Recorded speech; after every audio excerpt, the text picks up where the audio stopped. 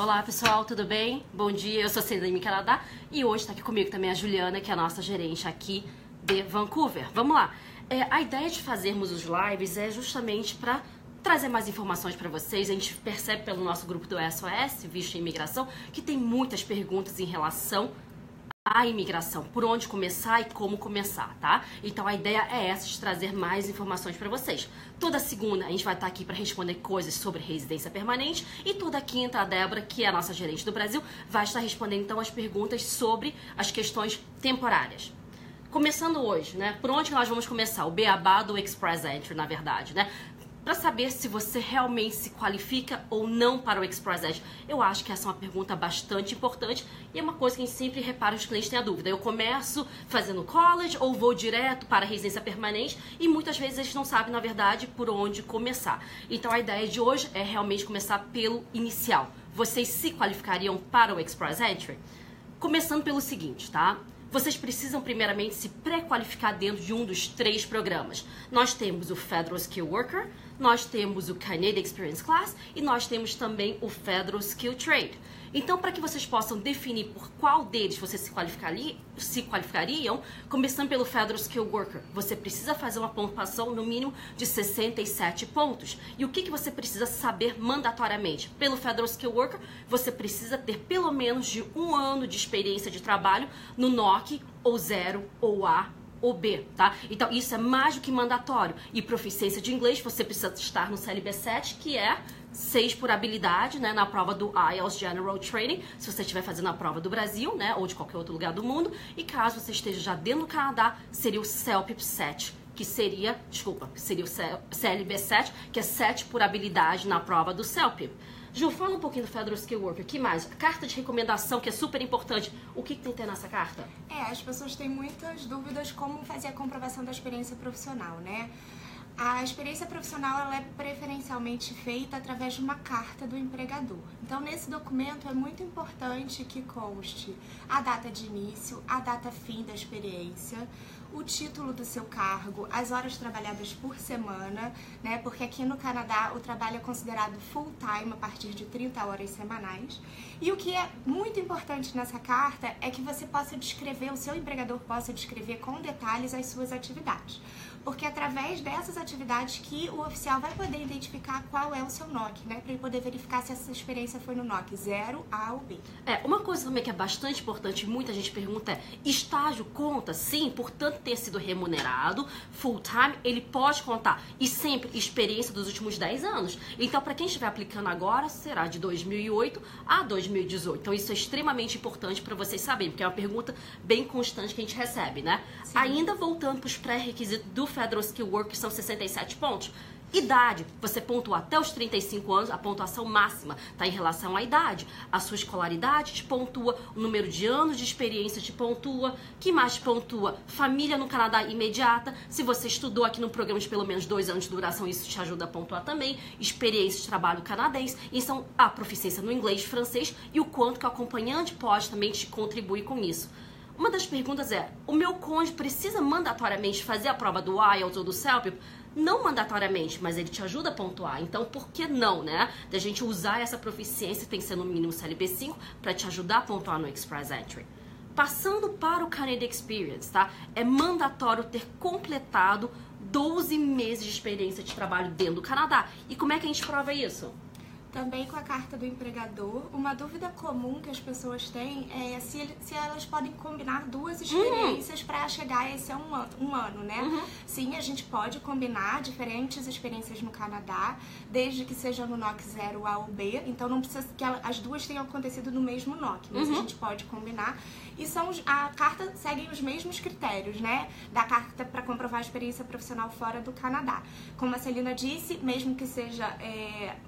falando agora fora do Brasil, mesmo que seja um estágio, tem que ser remunerado, então a remuneração é importante constar na carta também. Sim. Mas aqui no Canadá, para você comprovar a sua experiência profissional, você não vai poder utilizar o período no co-op.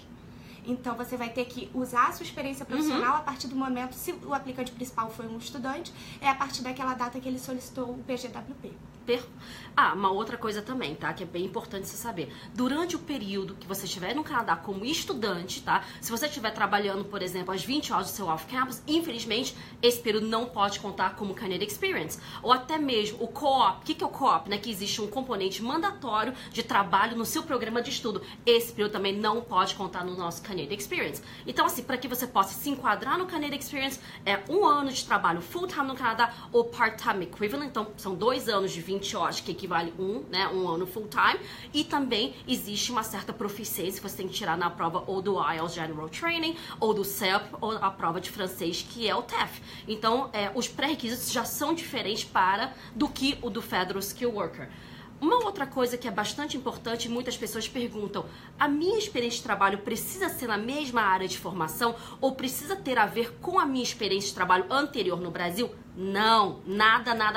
Você pode ser formado em medicina e ter experiência de trabalho como cozinheiro, não importa pra gente, ok? Portanto, que seja sempre a experiência de trabalho NOC ou 0, ou A, ou B. Vamos lá, a gente está recebendo algumas perguntas aqui no live, vou tentar olhar pra gente responder um pouquinho também, ok? Vamos lá, pergunta da Juliette. Os anos de experiência na mesma área ou pode ser em áreas diferentes? E tem que ser na área de estudo ou não necessariamente? Então acaba que a gente acabou de responder essa pergunta, não precisa ser relacionado, tá? Você pode ser formado em business aqui no Canadá e exercer, por exemplo, a profissão como carpinteiro. Não importa pra gente, ok? Estudo pode ser combinado e ser usado no seu Canadian Experience, tá? Uma outra coisa que é importante muita gente pergunta, então Canadian Experience, ele só vale se eu tiver um LMIA, por exemplo? Não. Canadian Experience é experiência de trabalho adquirido de forma legal aqui no Canadá. Então, geralmente, quem tá com PGWP, quem tá com Open Work Permit, né? Quem tá também transferido através de alguma outra empresa, né? Ou de acordos internacionais. Working Holiday Visa, sim. Essa experiência que você adquiriu durante o período de Working Holiday Visa, ele conta também para o seu Canadian Experience. Quais são as outras dúvidas? Sempre aparece Canadian Experience. Como provar a experiência, né? Então, através do seu T4, carta do empregador, os seus últimos paychecks. Acho que é importante a gente falar também que durante a análise do processo, a imigração pode pedir documentos adicionais, né? Certamente. Então, assim, o que eles podem pedir? Eles podem pedir uma comprovação de que você recebeu uma remuneração por essa experiência, que pode ser feita através de imposto de renda, paycheck. Uma coisa que as pessoas têm muita dúvida eu vou precisar apresentar minha carteira de trabalho? A gente não tem carteira de trabalho aqui no Canadá. Não. Então não tem como eles exigirem esse documento, porque é um documento que pra eles não conhecem, né? E a gente sabe que no Brasil é obrigatório ter a carteira de ter registrado na carteira de trabalho, mas tem muito empregador que não faz isso. Então assim, a gente tem outras alternativas para fazer essa comprovação se for necessário. E toda a documentação que não estiver em inglês ou francês vai precisar ser acompanhado, sim, de uma tradução juramentada. Extremamente importante, tá?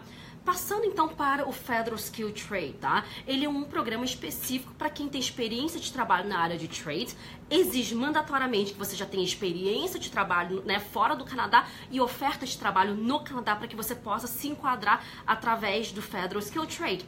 Tanto faz você entrar pelo Federal Skilled Worker, Canadian Experience Class ou Federal Skilled Trade, você vai estar indo também para o pool do Express Entry. Então, na verdade, são 13 alternativas que você tem para chegar no pool do Express Entry, onde a pontuação máxima são de 1.200 pontos. Então, é apenas um dos meios de entrada para a gente chegar.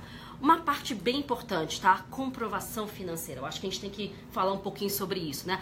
A única porta de entrada para que você não precise provar, tá? A comprovação financeira seria através do Canadian Experience Class. Tanto pelo Federal Skilled Trade quanto pelo Federal Skilled Worker, será mandatório sim fazer essa comprovação. Ju, fala um pouquinho mais pra gente sobre essa comprovação, como é feita e quanto tempo nós precisamos.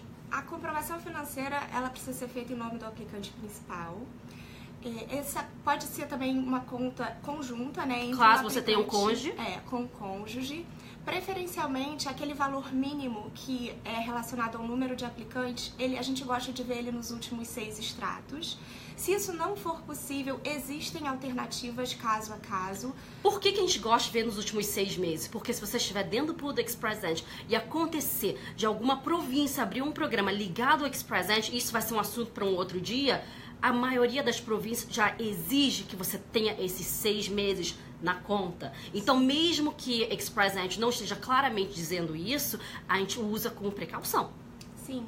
Às vezes, quando ele não aparece nos últimos 6 extratos, por exemplo, eu vou dar um exemplo, você tem um bem, ele é seu, é do aplicante principal, por exemplo, um carro, e aí você vende esse bem. Então, tem como a gente mostrar que esse bem foi transformado em dinheiro, né, dentro desse período dos 6 meses. Isso é só um exemplo, tem outras formas também da gente fazer essa comprovação financeira. Agora, é uma dúvida também que as pessoas têm, como que, se esse valor estiver na conta do cônjuge, como que eu posso comprovar, eu, aplicante principal, que eu tenho pergunta dessas, acesso? na verdade, aqui. Vi. Como que eu posso comprovar que eu tenho acesso a esses fundos? Bom, no Brasil, a gente sabe que a gente pode usar uma procuração, né? O cônjuge pode dar uma procuração para o aplicante principal mostrando que ele tem acesso a esses fundos. Então, isso pode ser usado, mas a gente gosta de evitar tudo que pode ser questionado, tudo que pode ficar a critério do oficial. Análise do oficial. Mas é uma alternativa, sim. Com certeza. Outra coisa, não pode usar custeador, tá? Então, muita gente pergunta, eu posso usar meu pai para custear, então, meu Proof of Funds na hora do Express Entry? Não, não pode nem para o Express Entry, nem para os processos das províncias, né? Você pode usar o custeador, sim, para um visto temporário, que seria o de estudo ou de viagem como visitante, mas não para o Express Entry, ok? Fala um pouquinho sobre o ESA Report, porque é mandatório que você envie, tá? Dentro do programa do Federal Skill Worker, né? Para você poder se enquadrar, que você faça o seu ESA Report, né? A imigração quer saber o que você estudou fora do Canadá, quanto equivale para o sistema de ensino do Canadá. Isso, se o curso ele foi concluído fora do Canadá, para a gente usar essa formação no perfil, ele precisa passar por uma equivalência acadêmica. Então, vai ser a equivalência acadêmica que vai dizer pra gente qual o tipo de formação que a gente vai colocar ali no momento da criação do perfil, né? Uma dúvida que as pessoas têm, muitos clientes nossos têm, é assim, eu sou o aplicante principal, então eu sou formado em Direito. Se eu não for o aplicante principal, eu não vou poder exercer a minha profissão no Canadá? Sempre tem essa dúvida. A equivalência acadêmica, ela não serve para você exercer a profissão aqui no Canadá. Ela serve para você receber os pontos no Express Entry. Para você exercer a sua profissão, é um processo completamente diferente. E se você vai exercer, na verdade, sua profissão ou não, isso não importa para o governo, tá? Então, não é porque você hoje é formado em Direito, você é advogado no Brasil, que você precisa fazer a sua revalidação do diploma aqui para você exercer a sua profissão. O que nós queremos é uma equivalência para dizer o X que eu estudei equivale a tanto para o Canadá, né? Isso faz com que você pontue, tá? Sim. Então, assim, dentro das instituições que a gente recomenda geralmente é a AWS, que é a Road Education Services. A gente também, né, indica a IQAS. Tem a Universidade de Toronto também, mas ele é um pouco mais demorado, se não me engano tá levando em torno de 16 semanas, enquanto os outros são em torno de 4 semanas, então a velocidade é maior e geralmente o cliente quando tá nessa fase já tá com aquela pressa de poder entrar no pool o quanto antes, né? Sim. Tem uma pergunta da Mila que eu achei interessante. Se não tiver faculdade, há chances? Pelo Federal Skill Work, dificilmente, porque a gente não consegue se enquadrar, provavelmente, tá? Pelo Canadian Experience Class, ainda é uma possibilidade você não ter feito faculdade. Porém, tem que lembrar o seguinte, não importa por qual meio de entrada, tudo acaba no Express Entry, onde você pontua por tudo. Então, se você não tem uma faculdade, eu acredito que as chances serão menores, sim. Concorda? Estrategicamente a gente já fez, né, aplicações sem educação, mas porque o cliente tinha pontos adicionais. Por exemplo, ele tinha uma nomeação provincial, ele tinha um LMIA, então a gente dispensou isso justamente por questões econômicas, né, dele não precisar gastar no processo dele mais do que o necessário. Perfeito, a gente vai ficando por aqui. Obrigada a vocês que assistiram. Uma boa semana e quinta-feira a Débora vai estar seguindo também com a nossa série de lives sobre questões temporárias. Até a próxima, até segunda que vem. Tchau, tchau. Tchau, tchau.